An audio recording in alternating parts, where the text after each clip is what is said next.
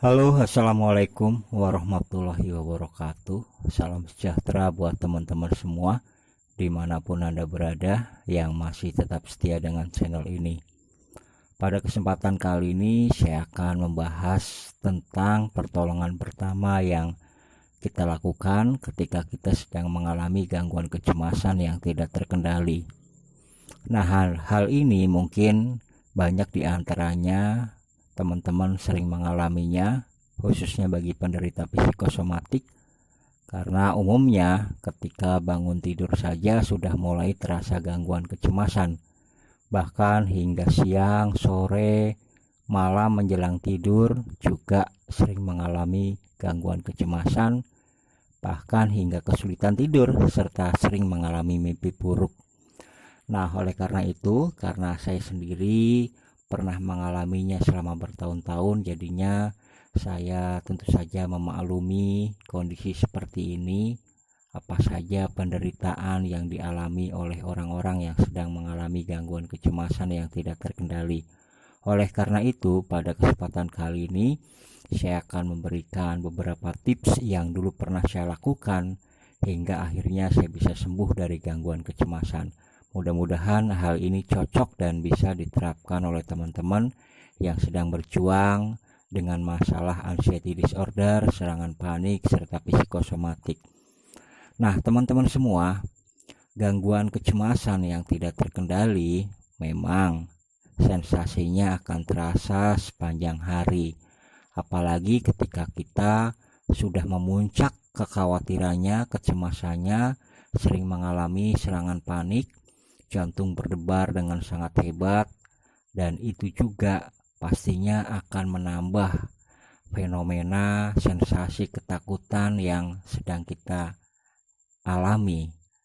Karena khususnya untuk Anda yang masih pemula, ketika sering mengalami serangan panik, pasti bawaannya, pikirannya sudah memikirkan yang bukan-bukan, sudah merasa bahwa kematian sudah semakin mendekat.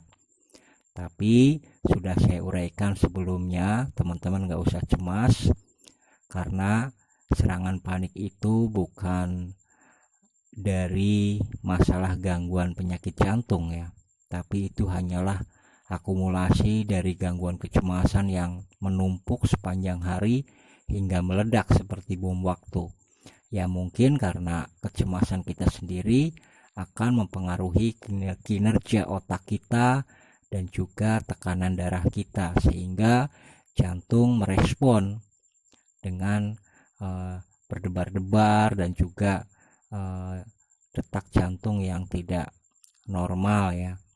Untuk itu teman-teman gak usah khawatir, karena saya juga dulu sering mengalami masalah ini hingga akhirnya sering berobat ke dokter, terus cek EKG, ternyata ya semuanya baik-baik aja, hanya mengalami serangan panik.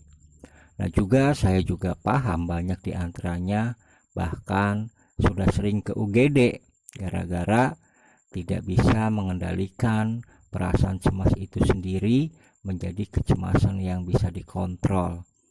Nah, memang kalau sudah terlanjur mengalami serangan panik, kita memang tidak bisa berbuat apa-apa karena ini masuknya ke dalam ranah alam bawah sadar kita, yaitu juga yang disebut dengan anxiety disorder, yaitu gangguan kecemasan yang tidak terkendali. Artinya otak sadar kita memang nggak bisa mengontrol secara penuh alam bawah sadar kita yang sering mengalami masalah kecemasan. Nah, teman-teman semua, jadi pertolongan pertama yang dilakukan ketika seseorang mengalami serangan panik ya tentu saja bersikap rileks dan santai ya, bisa dengan posisi duduk, dengan bersandar, kemudian atur nafas pelan-pelan, dan teman-teman merilekskan, melembutkan suasana perasaan yang sedang berkecamuk, karena biasanya gangguan serangan panik nggak berlangsung lama ya, paling semenit 2 menit. Tapi memang ada beberapa kasus orang yang debaran jantungnya bisa sepanjang hari ya, dari pagi sampai sore, karena saya juga dulu pernah mengalaminya. Tapi ada beberapa prinsip yang memang harus kita pegang ya. Prinsip pertama memang ini bisa membantu kita untuk bisa kembali fokus, rileks, dan menjadi tenang. Prinsipnya yaitu bahwa serangan panik itu bukan masalah penyakit jantung, jadi itu hanyalah sensasi akumulasi dari kecemasan yang menumpuk yang sering kita pikirkan. Nah, jadi dengan perasaan dan keyakinan dari diri kita kalau hal itu nggak membahayakan, ya tentu saja kita nggak seharusnya untuk khawatir yang berlebihan lagi. Ya, serangan panik memang datangnya juga nggak diundang, perginya juga nggak pamit. Ya, seperti celangkung itu, datang tak diundang, pergi tanpa pamit. Jadi ya biarkanlah saja serangan panik itu datang, juga nantinya akan hilang dengan sendirinya. Tapi pertolongan pertama tetap harus kita lakukan, yaitu duduk rileks, mengatur nafas, bisa juga meminum air putih ya, biar suasana kita menjadi adem dan bisa menjadi lebih tenang. Nah, kemudian kita juga setelah serangan panik hilang, bukan berarti kecemasannya itu akan serta-merta hilang, karena bagi penderita psikosomatik bahkan kecemasannya bisa dari pagi hingga sore sampai malam lagi, dari mulai bangun tidur hingga menjelang malam tidur lagi. Jadi kecemasannya memang sudah akut sepanjang hari. Nah, untuk bisa menghadapi kondisi seperti itu ada beberapa cara yang bisa teman-teman lakukan. Cara yang pertama adalah kita harus sadar bahwa kecemasan itu adalah kondisi perasaan seseorang yang sedang merasa terancam. Jadi alam bawah sadarnya seolah-olah ada sesuatu yang mengancam terhadap diri kita. Nah, kadang-kadang ada orang yang bisa paham apa penyebabnya, ada juga yang malah bingung sendiri. Saya nggak tahulah, tiba-tiba saya merasa kecemasannya seperti ini. Nah, untuk itu metode pertama yang bisa kita lakukan adalah waspada. Nah, mungkin teman-teman masih bingung ya, kenapa kita harus waspada. Jadi waspada dalam tujuannya adalah memastikan bahwa kita sebenarnya itu baik-baik saja. Nah, kadang-kadang imajinasi kita yang liar kalau sedang tidak beraktivitas ya, pikiran kita liar mengembara kemana-mana. Atau ketika kita menggunakan gadget, habis itu kepala kita pusing dan kita semakin meningkatkan perasaan cemas di dalam kondisi pikiran kita. Hal ini ya memang karena memori kita itulah yang penuh, memori kita meluber lah istilahnya. Jadi memicu hormon kecemasan, hormon stres, hormon kortisol, dan reaksinya akan juga diberikan oleh lambung kita yang memproduksi zat asam lambung yang berlebihan. Nah, untuk itu jadi pertolongan pertama yang harus kita lakukan adalah waspada ya, tujuannya agar memastikan bahwa semuanya baik-baik saja.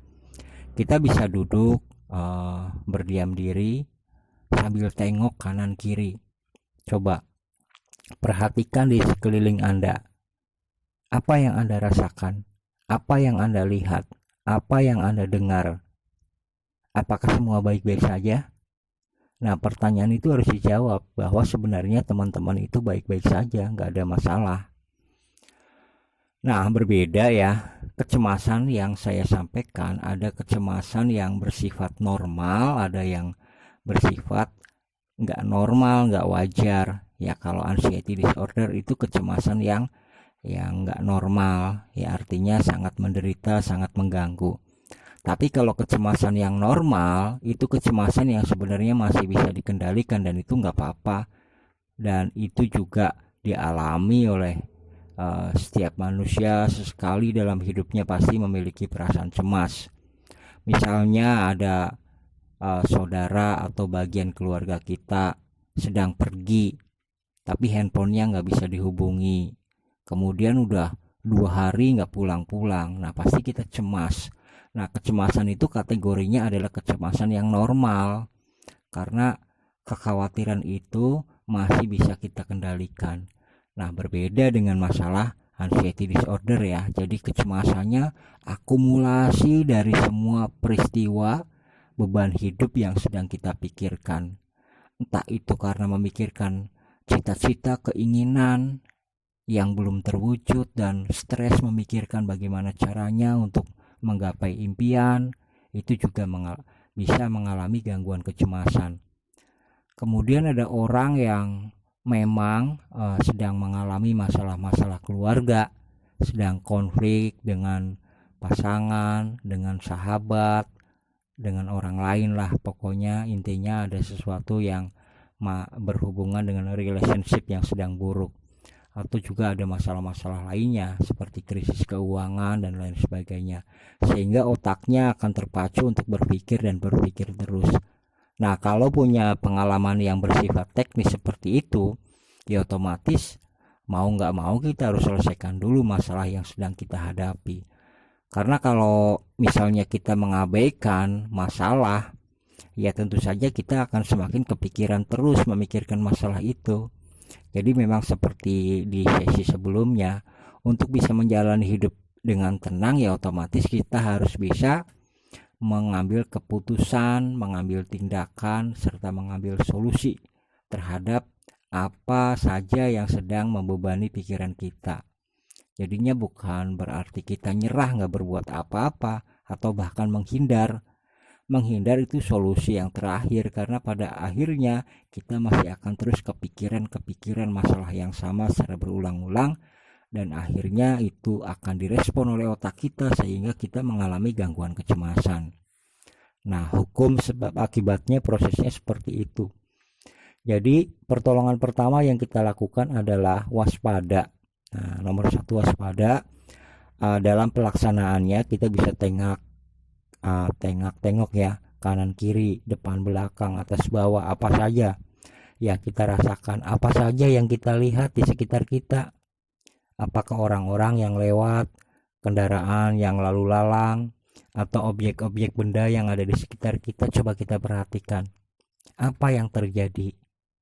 Nah, kemudian kita baru sadar ternyata kondisi saya aman-aman saja, baik-baik saja. Adapun saya merasa cemas, bisa jadi karena pikiran saya itu ngefly ya, melayang-layang kemana-mana. Jadi menjalani hidup secara tidak sadar. Jadi kebanyakan ngelamun, kebanyakan mikir, istilahnya overthinking ya, atau kebanyakan beban hidup. Misalnya harus memperjuangkan orang lain ya, karena sesuai dengan tanggung jawabnya dia. Apakah misalnya orang itu seorang pemimpin perusahaan atau kepala rumah tangga ya, yang memiliki tanggung jawab yang besar. Jadi masalahnya dipikirin terus hingga akhirnya mengalami gangguan kecemasan yang tidak terkendali. Nah, teman-teman semua, ketika solusi pertama waspada, jadi tujuan waspada itu memastikan bahwa kita dalam kondisi yang aman. Nah, kemudian jalan keluar yang berikutnya ya, poin yang berikutnya adalah kita memperlambat pola pikir kita. Nah, tujuan memperlambat itu adalah untuk mengurangi tingkat stres ya, tingkat tekanan, tingkat kecemasan. Karena ketika orang sedang mengalami kekalutan ya, kecemasan yang di luar kontrol kendali, itu pasti pikirannya melayang semeraut seperti benang kusut yang membuat perasaan alam bawah sadar kita itu seperti ingin berontak, ingin marah, ingin teriak-teriak, ingin lepas kontrol dan lain sebagainya. Ya, itulah kalau sudah akut ya, sudah di luar kendali, itu seperti orang kesurupan. Jadi mungkin menyimpan rasa emosi, rasa marah, rasa benci, rasa kecewa dan lain sebagainya. Nah, jadi poin yang kedua adalah dengan cara memperlambat pola pikir kita. Ya, caranya kita bisa duduk diam ya, kita nggak beraktivitas apapun, kita hanya mengembangkan seperti poin yang pertama, bersikap waspada. Kita tengok kanan kiri ya, kita lihat objek apapun yang kita lihat, benda-benda yang kita miliki atau yang kita lihat, coba kita mengalihkan fokus kita, mengalihkan perhatian kita, biar kita nggak kebawa oleh pikiran liar yang malahan menjerumuskan kita terhadap kekhawatiran, ketakutan. Jadi pastikan bahwa kita setelah bersikap waspada adalah bersikap memperlambat pola pikir kita. Ya, contoh kecil lah, iseng-iseng kita mungkin lihat semut-semut yang ada di lantai ya, cicak yang di dinding. Coba, makanya beberapa orang ya pernah memberikan saran, ya masuk akal juga sarannya, yaitu memelihara hewan peliharaan ya, mungkin seperti kucing yang bisa menemani dia lah, posisinya bisa berada di dekat dia. Atau ada yang hobi memelihara burung bekicot ya, itu juga bisa dilakukan. Atau kalau perempuan mungkin menanam bunga ya, merawat tanaman. Itu tujuannya agar ada sinkronisasi antara diri kita, tubuh kita, pikiran kita dengan kondisi real yang terjadi di lapangan. Ya, kadang-kadang ada orang begitu stresnya, begitu gugupnya dia menghadapi kehidupan yang penuh tekanan, sampai-sampai dia mengabaikan kondisi lingkungan yang ada di sekitarnya dia. Kalau misalnya dalam keluarga, seorang ayah yang stres mungkin ya, dia mengabaikan istrinya, mengabaikan anaknya, mengabaikan orang-orang yang di sekitarnya. Yang padahal ketika kita bisa menjalani hidup secara sadar, melihat serta menikmati apa yang ada di sekitar kita, artinya hidupnya benar-benar mindfulness, dia akan merasakan kedamaian dan akan merasakan situasi yang nyaman, bahkan akan memunculkan perasaan bersyukur ya. Jadi contohnya ketika kita lagi rileks ya, memperlambat pola pikir kita yang semerawut, coba kita duduk, kita perhatikan di sekitar kita, perhatikan objek-objek sesuatu yang kita miliki aja. Contohnya mungkin kita melihat kendaraan yang kita miliki, kita melihat pakaian kita melihat keluarga kita, sesuatu yang kita miliki memang, atau memperhatikan rumah. Nanti dalam hati sanubari kita yang terdalam akan terbersit ya perasaan bersyukur. Ya, saya bersyukur ya ada orang yang masih menemani saya, masih ada orang yang saya cintai yang masih hidup menemani perjalanan hidup saya.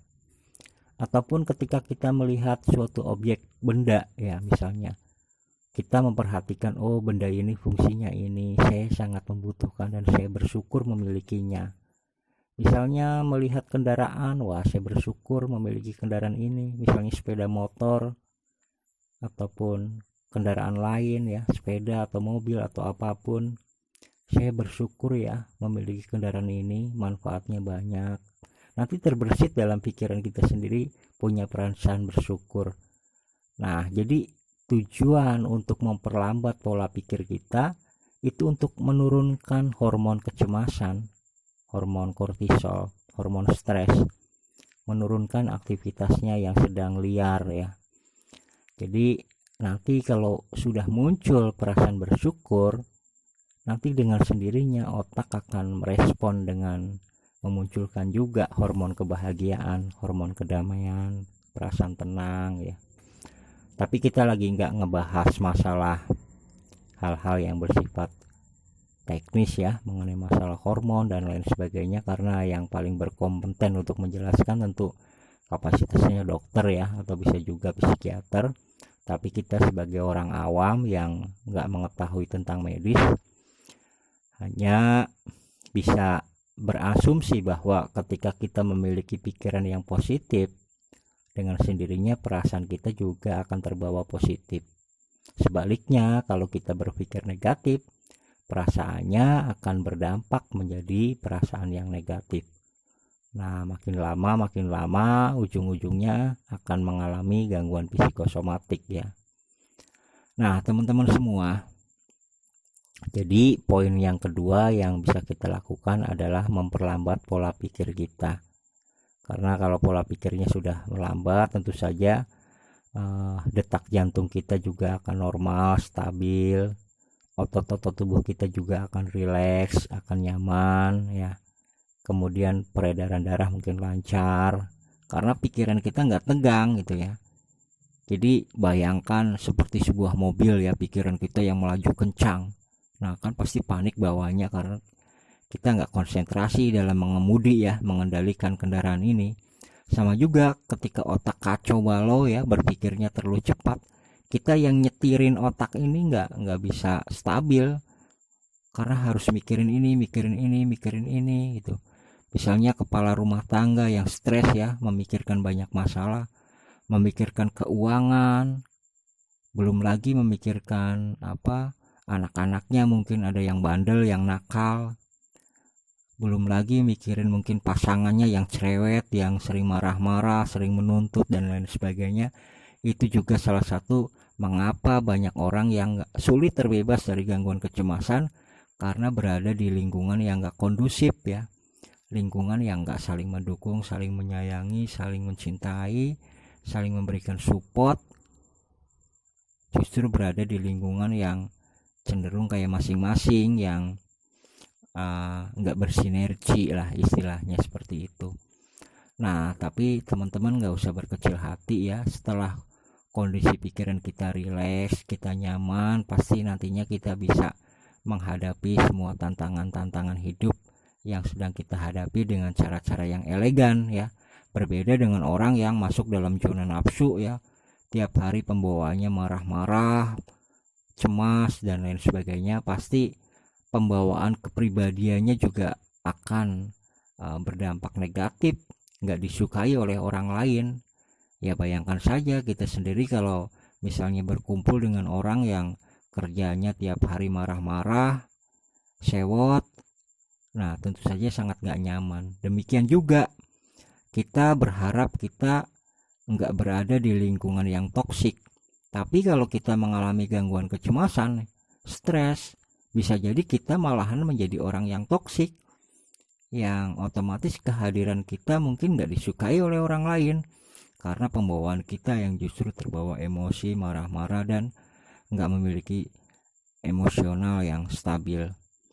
Nah teman-teman, kemudian seperti yang tadi disampaikan poin kedua, poin ketiga, setelah kondisinya semuanya sudah nyaman ya, rileks, coba kita ucapkan kata-kata bahwa ini hidup saya, tanggung jawab saya.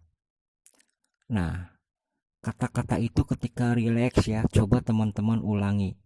Ini hidup saya, apa yang sedang saya jalani, semua itu tanggung jawab saya karena saya sendiri yang merasakannya. Jadi tujuan kita mengulangi atau self talk ya dengan pernyataan seperti itu, tujuannya adalah agar kita nggak merasa bahwa kita itu menjadi korban. Karena banyak orang yang kerjaannya setiap hari kecewa, marah, seperti orang yang depresi ya, gara-gara memikirkan terus orang-orang yang sudah mengecewakan hatinya, menyakiti hatinya. Nah ketika kita akan tertrigger ya, memikirkan hal yang membuat kita kecewa, sakit hati, otomatis ya kita akan kesulitan terbebas dari masalah gangguan kecemasan. Nah berbeda dengan orang yang memiliki kesadaran penuh bahwa ini hidup yang saya jalani, tanggung jawab saya. Adapun ada orang-orang yang gak berkenan di dalam hati saya sudah ikhlas menerimanya. Nah tapi ke depan saya tetap bertanggung jawab terhadap diri saya sendiri, terhadap langkah-langkah apa saja selanjutnya yang nanti akan saya lakukan. Karena ini hidup saya, tanggung jawab saya, hidup hanya sekali dan gak akan saya sia-siakan lagi. Nah pernyataan-pernyataan yang positif ya, kalau udah masuk ke alam bawah sadar, kita nanti ada momen klik ya, momen klik artinya oh ya, kita menjiwai kata-kata yang barusan kita ucapkan dalam hati. Akhirnya nanti memunculkan rasa syukur, akan memunculkan perasaan bahagia, perasaan damai, dan merasa dekat dengan Tuhan yang Maha Kuasa. Makanya ada yang menyampaikan, seandainya ingin mengenal Tuhan, kita harus mengenal diri kita sendiri. Nah, untuk mengenal diri kita sendiri, hati kita harus bersih, harus jernih, terbebas dari penyakit hati. Penyakit hati dengki, iri, dendam, kecewa, marah, dan lain sebagainya. Nah, penyakit hati yang seperti itu harus kita singkirkan sehingga kita bisa berpikir jernih dan kemudian akan muncul perasaan bersyukur. Nah, teman-teman semua, tadi yang saya sampaikan, memang setiap orang memiliki metode cara yang berbeda-beda ya. Dulu saya melakukan poin-poin yang saya sampaikan tersebut, ya bersyukur saya bisa sembuh dan terbebas dari masalah gangguan kecemasan. Tapi memang di berbagai media juga diceritakan bahwa banyak sekali orang yang memiliki cara-cara yang berbeda. Kalau di luar negeri saya pernah membaca juga ya, di luar negeri ada metode ya orang-orang yang mengalami gangguan kecemasan, serangan panik, mereka berkumpul membuat komunitas. Kalau yang perempuan mungkin menyulam, yang laki-laki bisa membuat aktivitas lain misalnya melukis. Dan nanti mungkin mereka di komunitas yang membuat perkumpulan, pertemuan, mungkin akan bisa saling sharing ya, saling berbagi pengalaman. Nah, kalau di luar negeri mungkin kesadaran masalah kesehatan mental sudah hal yang wajar, hal yang mendapatkan perhatian khusus ya dari lingkungan sekitarnya. Berbeda mungkin ya dengan kondisi yang ada di wilayah kita ya, pasti mungkin masih awam dengan masalah gangguan kecemasan. Seandainya ada orang yang mengurung diri di kamar, mungkin fobia sosial, depresi ataupun anxiety, ya paling-paling hanya dicibir ya, dikucilkan. Kamu mah cuma cari-cari alasan, memang kamu mah dasar pemalas, kurang iman, kurang bersyukur, suka lebay, mendramatisir masalah. Ya mungkin komentar-komentarnya seperti itu. Karena ya memang kesadaran lingkungan yang ada di sekitar kita belum memahami masalah gangguan psikis, kecemasan seperti apa, orang yang mengalami depresi itu sensasinya seperti apa. Dia nggak ngerti bahwa memang otak sadarnya dia nggak bisa mengontrol, jadi nggak bisa berpikir jernih ya, boro-boro bisa menjalani hidup yang tenang ya. Orang tiap hari pikirannya merasa berjalan secara otomatis, kita nggak berusaha untuk memikirkan objek lain, tapi pikirannya ya seperti melayang-layang memikirkan hal yang lain terus. Nah, hal itu mungkin nggak dimengerti oleh orang-orang yang dalam kondisi normal dan baik-baik saja. Tapi ya nggak apa-apa, minimal kita bisa tahu juga referensi kalau di luar seperti apa gambarannya. Ya seperti yang tadi disampaikan, ada yang membuat komunitas, menyulam, melukis, dan lain sebagainya. Tujuannya adalah agar mengalihkan perhatian, mengalihkan kondisi pikiran yang sedang berkecamuk. Nah, nanti mungkin kalau mereka berkumpul di lingkungan yang satu komunitas, satu frekuensi, dia akan akan lebih mudah memahami, mengerti. Kalau tiba-tiba temannya serangan panik, mungkin teman-teman yang lainnya bisa mensupport ya, mijitin, ngasih motivasi, dan lain sebagainya. Coba bayangin kalau kondisinya di rumah ya, mungkin kita dianggapnya kayak orang kesurupan yang dipanggil bukannya dokter ya, dikasih obat, malah dibawa ke paranormal, disangka kena guna-guna, kena santet, dan lain sebagainya.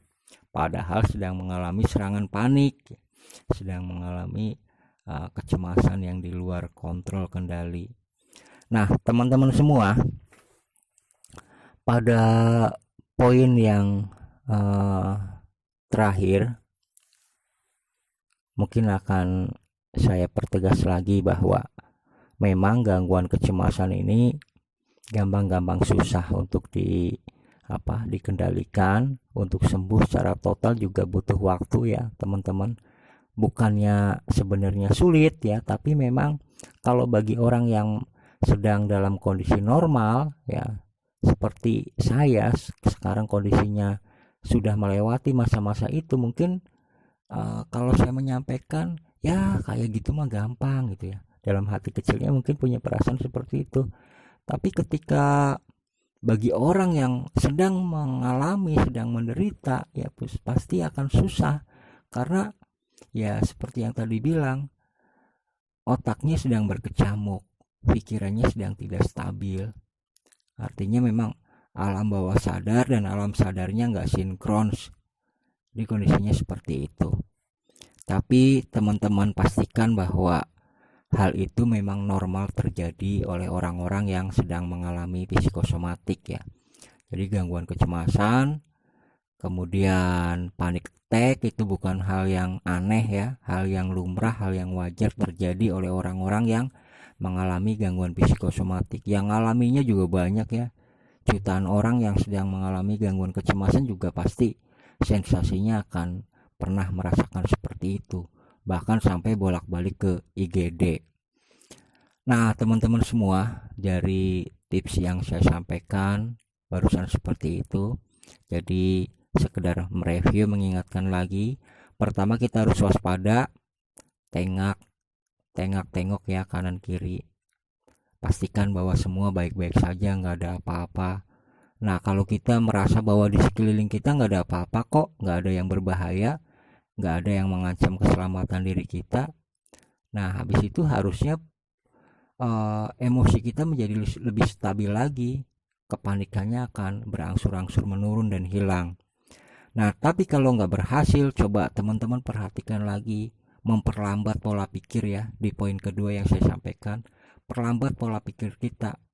Perhatikan lingkungan yang ada di sekitar kita, tujuannya untuk mengalihkan perhatian, mengalihkan fokus ya, seperti yang tadi saya sampaikan, merhatiin semut-semut yang berjalan atau kendaraan yang lewat, atau memperhatikan objek benda lain ya, misalnya tiupan angin yang menerpa daun dan lain sebagainya. Atau juga objeknya bukan mata aja, pendengaran, apa yang kita dengar, ada suara musik kah, ada suara orang yang sedang bicara kah, dan lain sebagainya. Ya memang teman-teman semua, menghadapi serangan panik, hal yang paling penting sebenarnya, orang tersebut butuh mentor ya, butuh pendamping. Cuma kadang-kadang nggak semua orang mengerti masalah gangguan kecemasan. Jadinya ya, tapi minimal teman-teman bisa belajar untuk menghadapinya seorang diri mandiri. Karena saya juga dulu menghadapinya seorang diri ya, walaupun kalau ada mentor, ada pendamping, mungkin kayaknya akan lebih mudah, cepat untuk sembuh. Bahkan saya pernah juga ada lihat salah satu terapi yang dilakukan di luar negeri ya. Pernah ada di sana ada kafe yang menyediakan tempat khusus orang-orang yang sedang mengalami stres, tekanan batin, entah itu depresi atau anxiety. Jadi masuk ke dalam kafe itu, misalnya orang itu nangis ya, pengen curhat, nangis, nanti di situ udah ada timnya tinggal milih laki-laki apa perempuan gitu ya. Nanti kalau ada orang nangis, ditemenin nangisnya ya, jadi nangis bareng gitu ya. Kalau ada curhat, orang itu mau sabar dengerin gitu. Terus kemudian kalau orang itu lagi marah-marah, disediakan ruangan khusus buat marah-marah. Di situ ada perabotan piring, gelas, suruh dibanting-banting, raket atau apapun objek benda yang disediakan oleh pemilik kafe itu. Terus ditemenin juga, orang itu boleh teriak-teriak.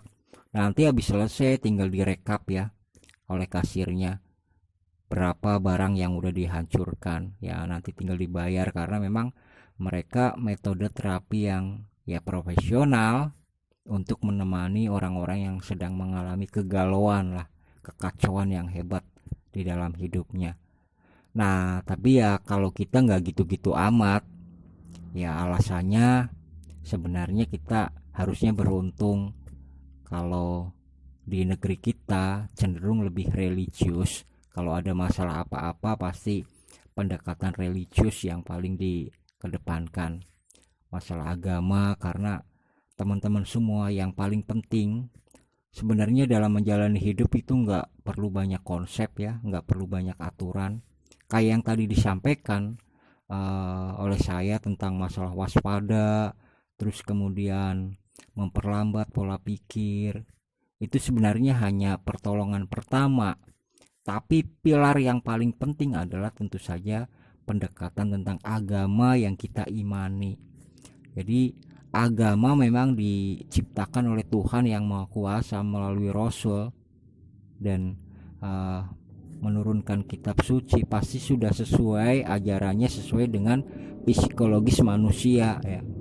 Jadi memang ajaran itu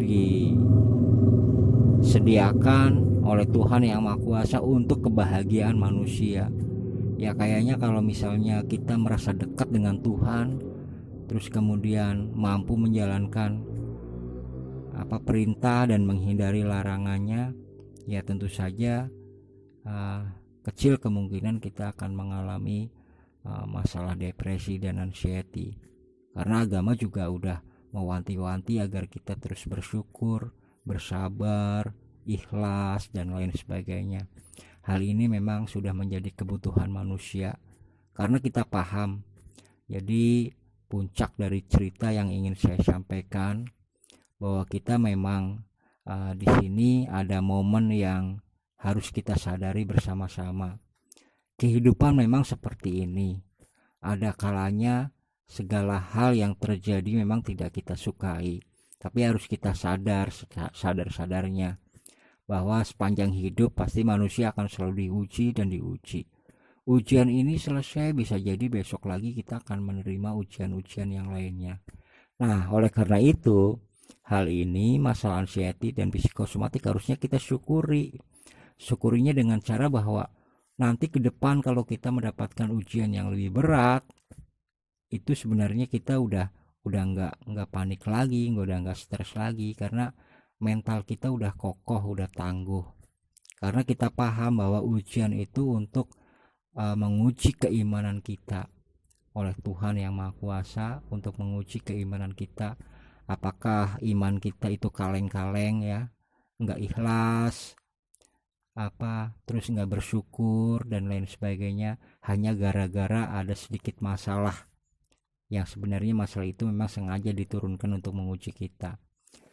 Jadi kehidupan ini sifatnya hanya sementara. Kita harus ingat baik-baik bahwa kehidupan sebenarnya ya nanti kalau kita udah meninggalkan dunia ini, hidup dalam alam keabadian dan bertemu dengan Tuhan yang menciptakan kita.